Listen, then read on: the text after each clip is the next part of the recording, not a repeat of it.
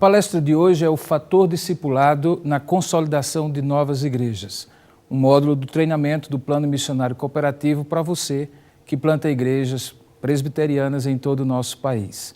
Quando nós pensamos em plantação de igrejas, normalmente nós imaginamos alguma figura como esta que você vê na tela. Senhores, eu lhes apresento Mr. Gadget, um sujeito que, como um plantador de igreja, parece ser um super-herói, possuidor de poderes especiais, uma classe distinta de obreiros que podem tudo, sabem tudo e conseguirão tudo. Por muito tempo, foi assim que os plantadores de igreja se apresentaram e foram conhecidos onde eles plantaram igrejas. A verdade, no entanto, é que de uns tempos para cá esse modelo acabou se constituindo como um modelo um tanto quanto questionável. Percebe-se claramente que existe não apenas um fator, mas 3 fatores que podem estabelecer o sucesso ou o êxito que nós desejamos no processo de plantação de igrejas. Nós chamamos de 3 círculos ou 3 pilares da plantação de igrejas. Por um lado, nós temos o plantador de igrejas. Por outro, o campo ou conhecimento onde este projeto vai ser implantado e também os recursos. Quando nós imaginamos o plantador, nós imaginamos imediatamente o caráter dele.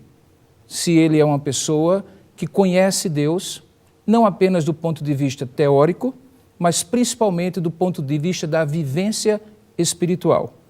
Quando pensamos no plantador, pensamos também nas habilidades naturais e nos dons espirituais que ele possui, o perfil que pode nos conduzir a um projeto bem-sucedido. E, finalmente, quando pensamos sobre o plantador, imaginamos também que ele deve ser alguém capaz de ter uma inteligência emocional que estabeleça relacionamentos interpessoais saudáveis e frutíferos.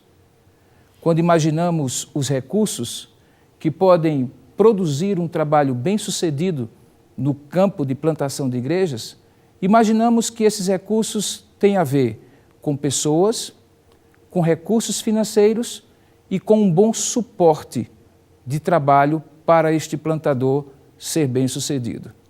E, finalmente, quando pensamos em campo, estamos pensando naquelas condições ideais de tempo e de conhecimento onde o solo, ou do solo, onde a semente será plantada. Temos, então, algumas características muito claras desse projeto em 3 aspectos.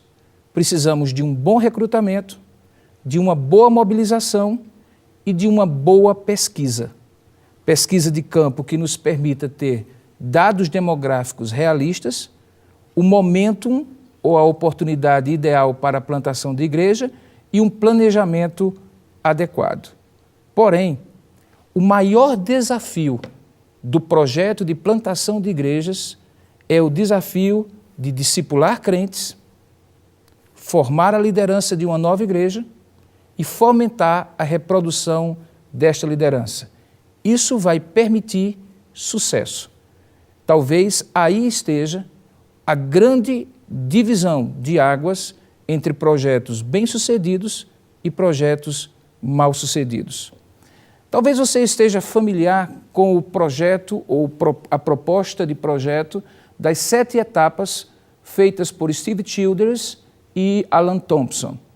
Nesse projeto de 7 etapas, todo o processo de plantação de igrejas, este modelo que foi concebido por estes 2 servos de Deus, todo o projeto de plantação de igreja é estabelecido em 7 etapas que vão se sobrepondo uma à outra e perpassando todo o processo, de tal maneira que quando um início de um projeto é realizado através da identificação ou da preparação para esse projeto, certos processos que vão acontecendo continuam ao longo de todo o processo. Você percebe, por exemplo, na ilustração que você tem, estas 7 etapas que você vê na tela: preparando, reunindo, desenvolvendo, mentorizando, que está aí em destaque, crescendo, localizando e multiplicando. Talvez é preciso corrigir uma leitura equivocada daqueles que veem esse processo ou essas etapas de plantação da igreja como algumas etapas soltas, que não têm qualquer característica de interdependência ou mesmo de sincronia entre elas. A correção que nós queremos fazer dessa leitura equivocada é para que fique claro que esses processos que nós acabamos de mencionar não são independentes, nem pontuais, mas correlacionados e contínuos. Daí porque, como você pode ver na ilustração, multiplicar, mentorizar e crescer acabam produzindo um processo que se retroalimenta, de modo que, à medida em que multiplicamos, crescemos, à medida que crescemos, mentorizamos, à medida que mentorizamos, também multiplicamos e assim por diante. A esta altura, talvez, seja necessário clarificar o que nós queremos falar com mentorização ou discipulado. Seriam essas duas palavras, ou esses dois processos, essas duas atividades equivalentes?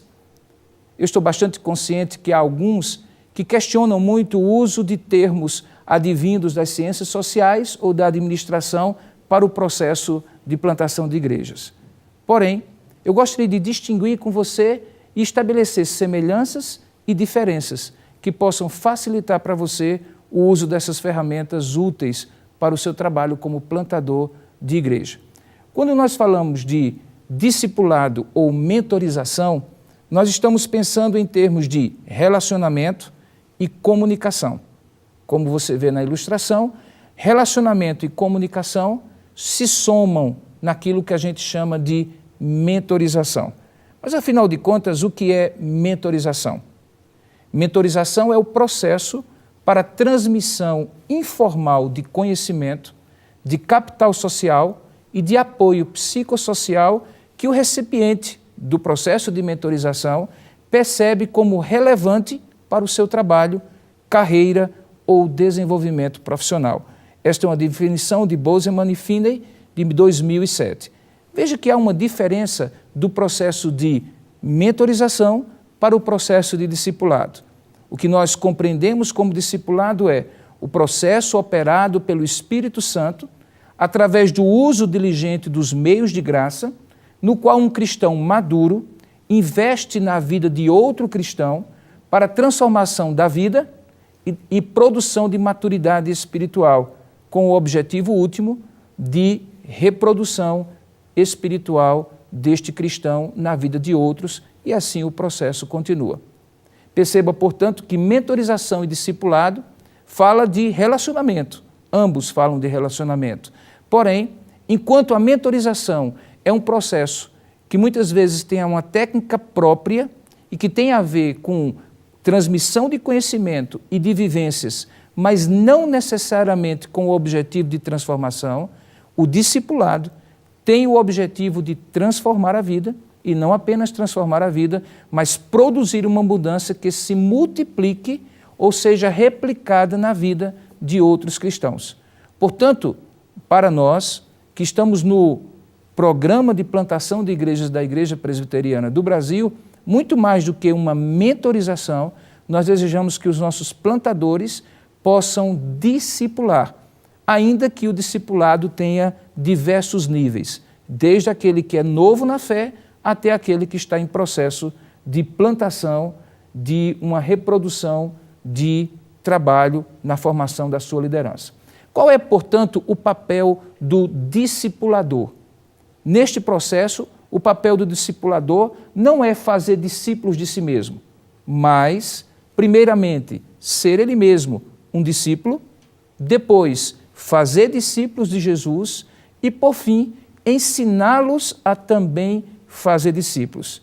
E aqui cabe muito bem uma citação de um autor que diz que fazer as coisas certas é uma maravilha, que só é superada pela maravilha de ensinar as pessoas a fazer as coisas certas. Mark Twain.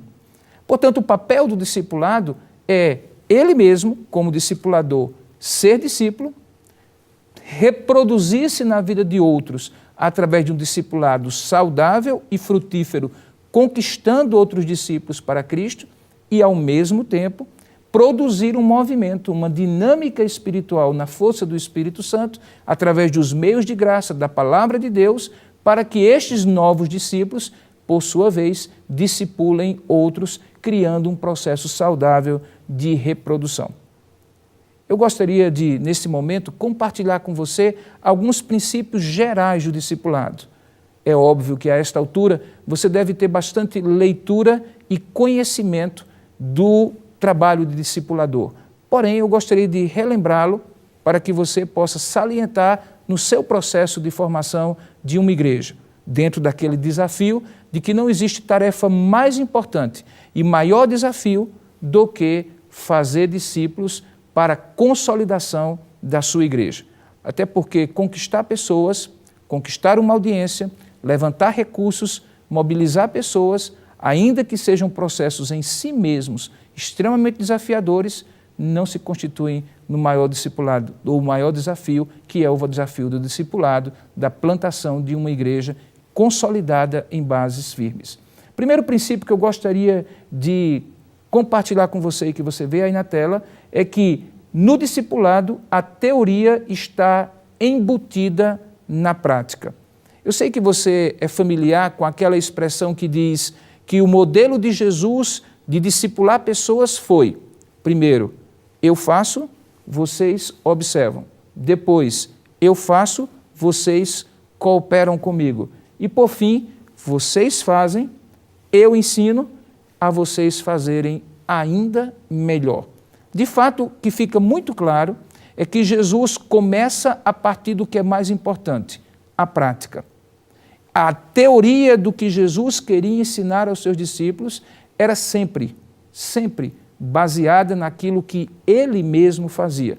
Ele evangelizava, ele curava, ele produzia salvação e transformação e convidava os seus discípulos a verem isto tudo acontecendo e repetirem o processo como uma forma saudável e frutífera de também fazerem o discipulado.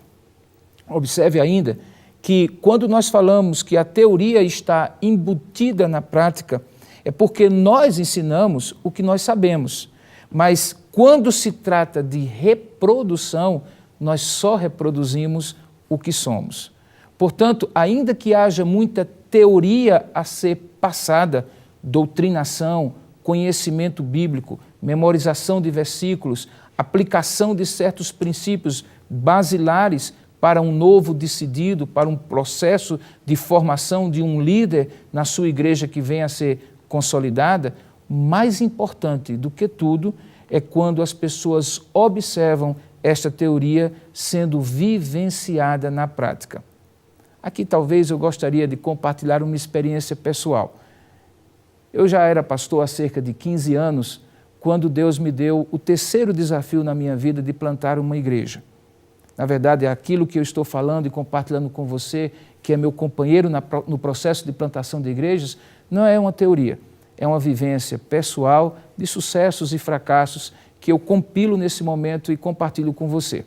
Pois bem, naquela ocasião, eu já era pastor de uma igreja de um certo porte, cerca de 600 membros comungantes, havia a possibilidade de o crescimento se constituir ainda maior depois daqueles 7 primeiros anos de plantação da igreja. Eu tinha um programa de televisão, um programa de rádio, havia uma coluna de jornal, havia toda uma penetração e, naquele instante, no meio daquela sociedade da cidade onde eu vivia. Naquele instante, Deus desestabilizou-me, tirou-me da minha zona de conforto e jogou-me num campo profundamente desafiador. E ali, Ele me deu a maior bênção que um plantador de igreja pode ter na sua carreira de plantação de igrejas. Ele me deu a bênção do fracasso. Tudo aquilo que tinha dado certo nos projetos anteriores de plantação de igreja, naquela ocasião, não funcionaram. E não funcionaram porque eu estava dentro do gabinete, porque eu estava acostumado a pastorear uma organização, a fazer com que as pessoas fizessem, mas pessoalmente não me envolver. Eu comparei aquela experiência minha com a experiência de um gerente de vendas. Eu me tornei um gerente de vendas. Os vendedores vinham, eu os ensinava a venderem o produto e eles reproduziam aquilo que eu fazia, ou melhor, aquilo que eu ensinava. Mas naquela ocasião, Deus me tirou da estrutura em que eu estava e me jogou no campo, para que eu deixasse de ser um gerente de vendas e me tornasse um vendedor novamente. E eu quero lhe dizer, não foi uma experiência muito fácil de ser aprendida. Houve muito mais fracasso do que sucesso. Mas daí eu aprendi a grande lição, é que a teoria está embutida na prática e que nós até podemos ensinar o que sabemos, mas só reproduzimos o que nós somos. Este é o primeiro princípio. O segundo princípio que eu gostaria de compartilhar com você é o princípio de que o objetivo do discipulado, como você vê na tela, não é conquistar seguidores, mas é formar líderes multiplicadores. Preste bem atenção, o objetivo do discipulado não é conquistar seguidores. Eu até ouso dizer, hoje, com os meios que nós temos, é relativamente fácil atrair uma audiência para os seus sermões e para o seu culto. A grande questão que consolida uma igreja não é a quantidade de pessoas que você atrai, mas destas que você atrai, quantos você consegue formar líderes multiplicadores. Talvez aí cabe novamente uma citação sobre este assunto.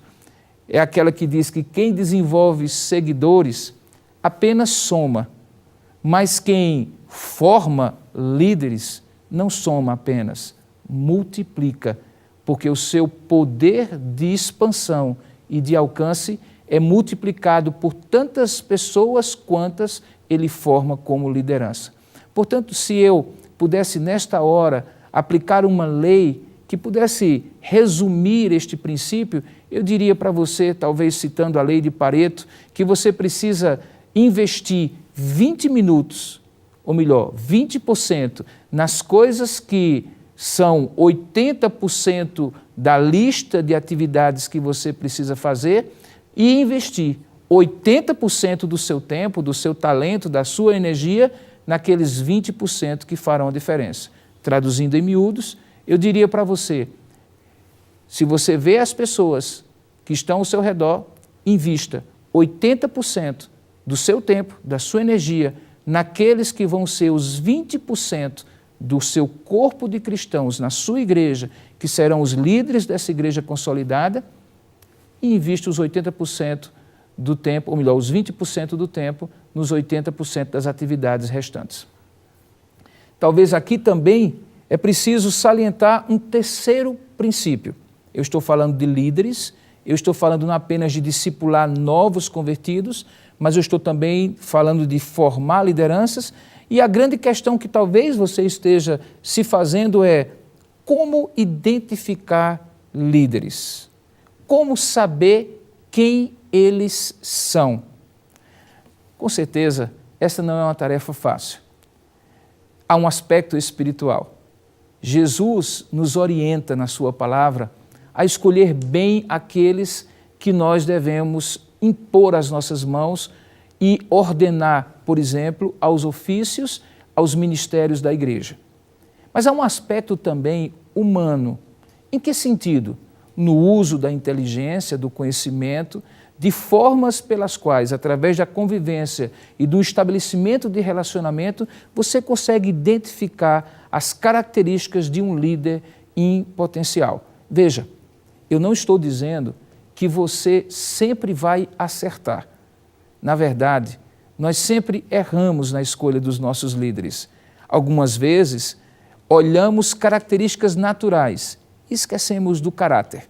Outras vezes, imaginamos que as pessoas são muito comprometidas, com o espiritual, com a vida com Deus, com a palavra de Deus, portanto, têm um caráter cristão maduro, e nos esquecemos que, apesar do caráter, eles precisam também ter habilidades interpessoais. Portanto, não é fácil identificar líderes.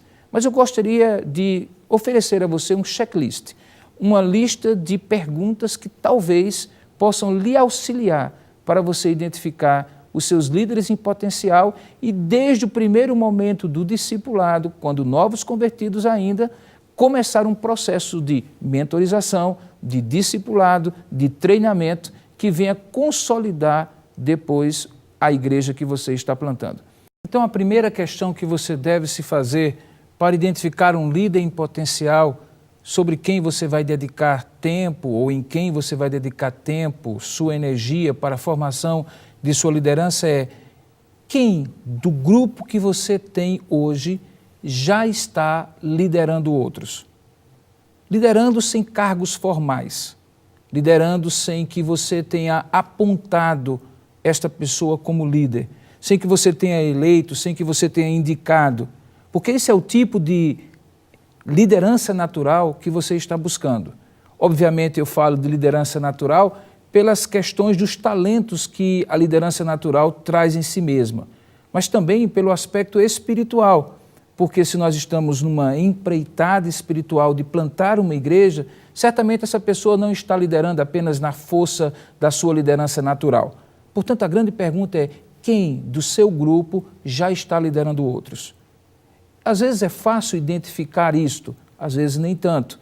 Mas uma das dicas é: para quem as pessoas naturalmente voltam o seu olhar, sua atenção, as suas perguntas ou questões, as decisões são tomadas por quem? Quando um grupo de pessoas está numa dinâmica, por exemplo, de um convívio, de uma reunião de pequeno grupo ou de alguma atividade da sua igreja. Talvez aí esteja alguém cujo potencial vale a pena ser explorado por você como plantador de igreja.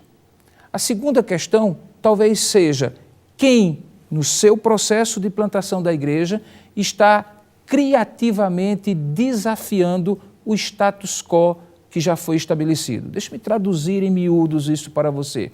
Eu não estou falando daquela pessoa revolucionária, aquela pessoa incendiária, que está sempre contra tudo e contra todos, em qualquer processo ou dinâmica de grupo. Eu estou falando daquela pessoa que sempre está perguntando: e por que não fazemos assim? E que tal se fizéssemos assim? Por que nós não tentamos desta maneira?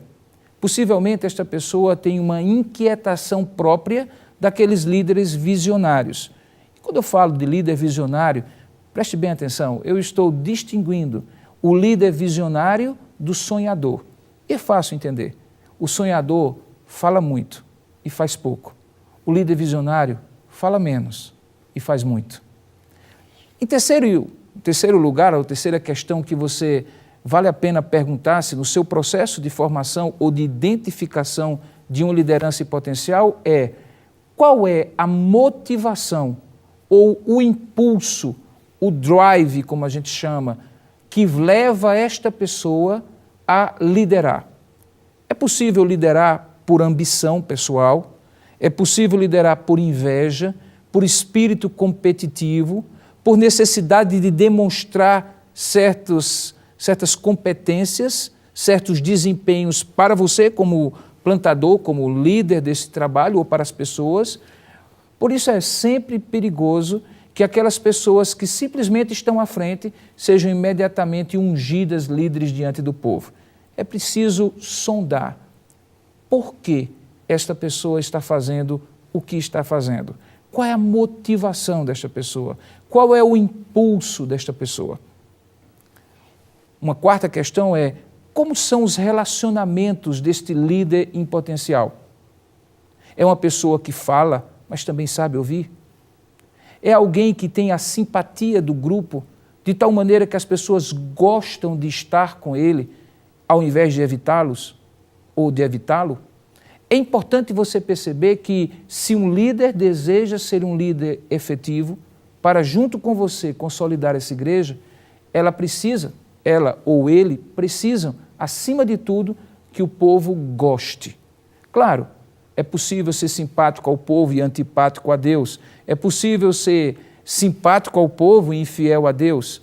Mas dificilmente alguém que seja simplesmente fiel a Deus e que tenha dificuldades de relacionamentos interpessoais possa ser um líder. Talvez seja uma boa pessoa, talvez seja um bom cristão, mas dificilmente será um líder, porque líder é aquele que consegue convergir e mobilizar as pessoas para uma tarefa onde O primeiro produto que ele vende é a sua própria pessoa, na medida em que as pessoas gostam dele e então acreditam na proposta que ele tem para lhes oferecer.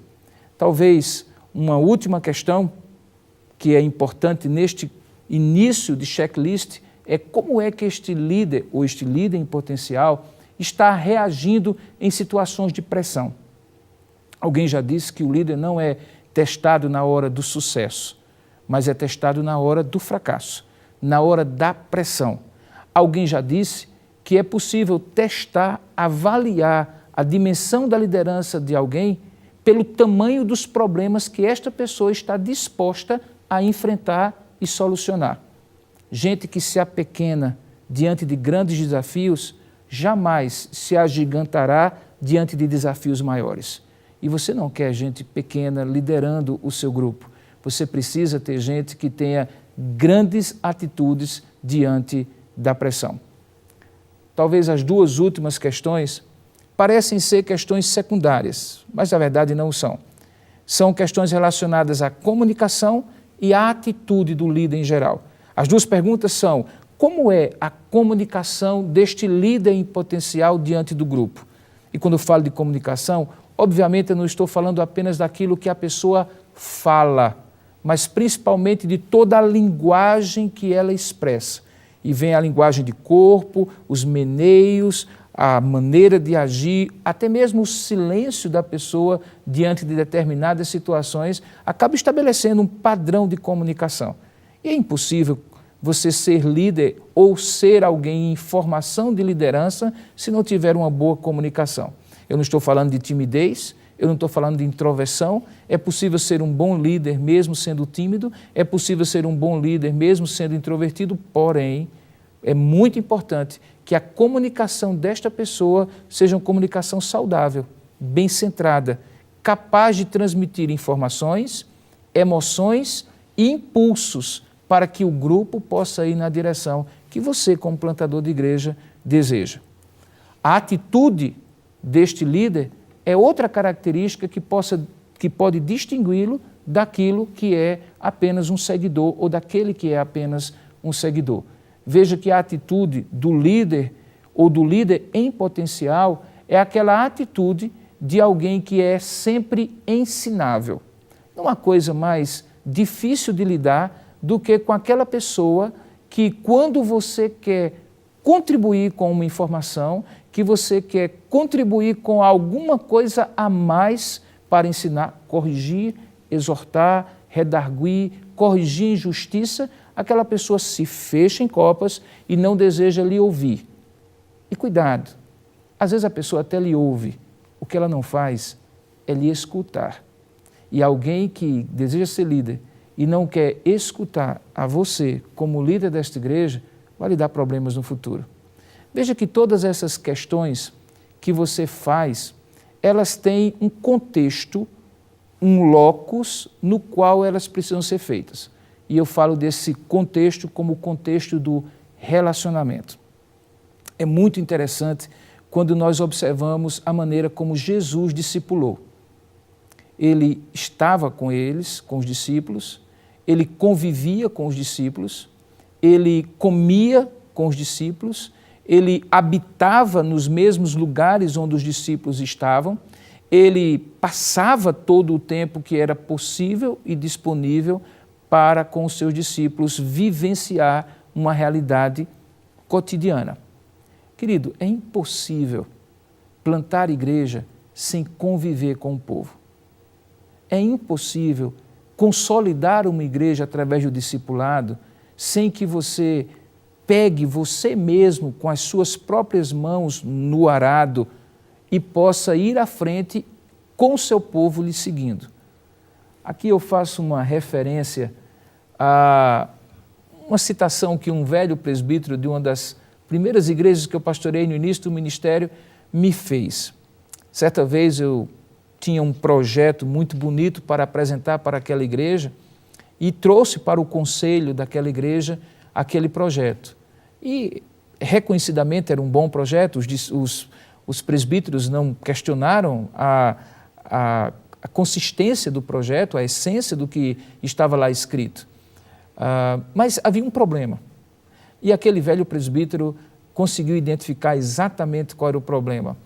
E ele então me perguntou, reverendo Robinson, eu estou vendo aqui que não está muito claro nisto que está sendo proposto quem vai começar. Ou melhor, quem vai começar e continuar com o povo quando estas pessoas forem e se integrarem a esse projeto. Era um projeto de evangelização. E então eu disse, bom, eu imaginei que qualquer um de vocês, líderes da igreja, presbíteros da igreja, poderia ficar à frente desse projeto. E então ele, rindo, de maneira muito tímida, mas sincera, olhou no fundo dos meus olhos e disse assim, numa linguagem bem conhecida lá da minha região do Nordeste. Ele olhou e disse assim, meu filho, se o povo não vir você pegar o pote e colocar na cabeça, ninguém vai lhe seguir. Porque as pessoas não ouvem instruções, elas seguem exemplos.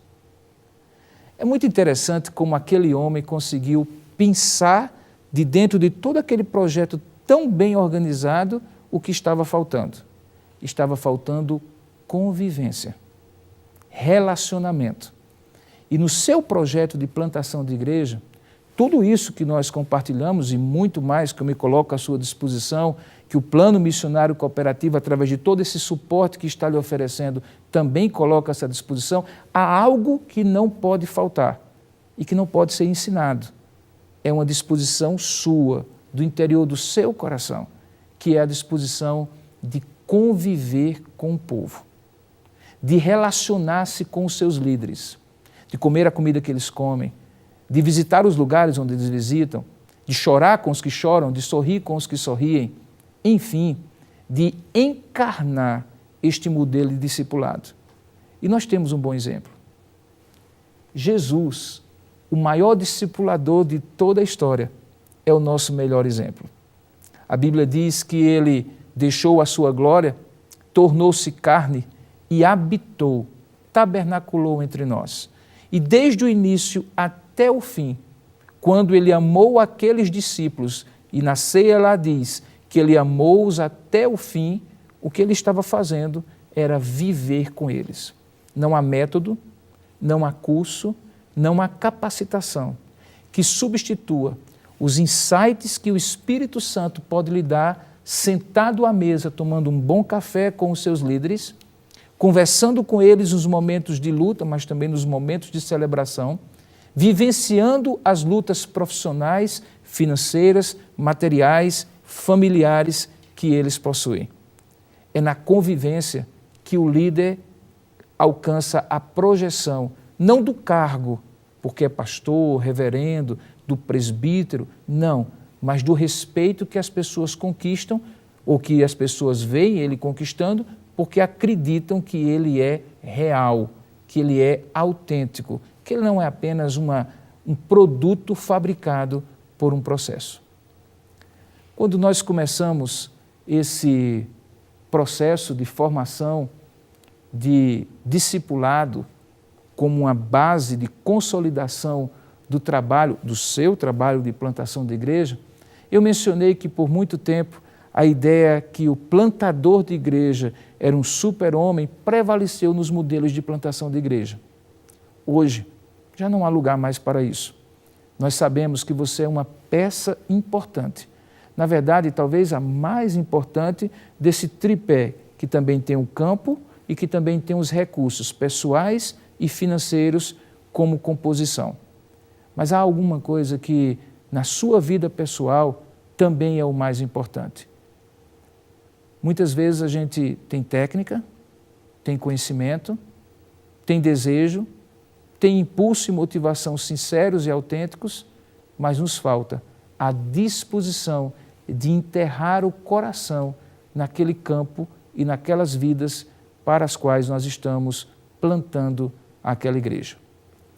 O meu desejo de todos aqueles que fazem o Plano Missionário Cooperativo, esses que foram convidados para contribuir com você, é que cada um destes módulos, o meu e o dos demais palestrantes, se constitua para você como uma fonte inicial de despertamento para áreas fundamentais no processo de plantação de igrejas.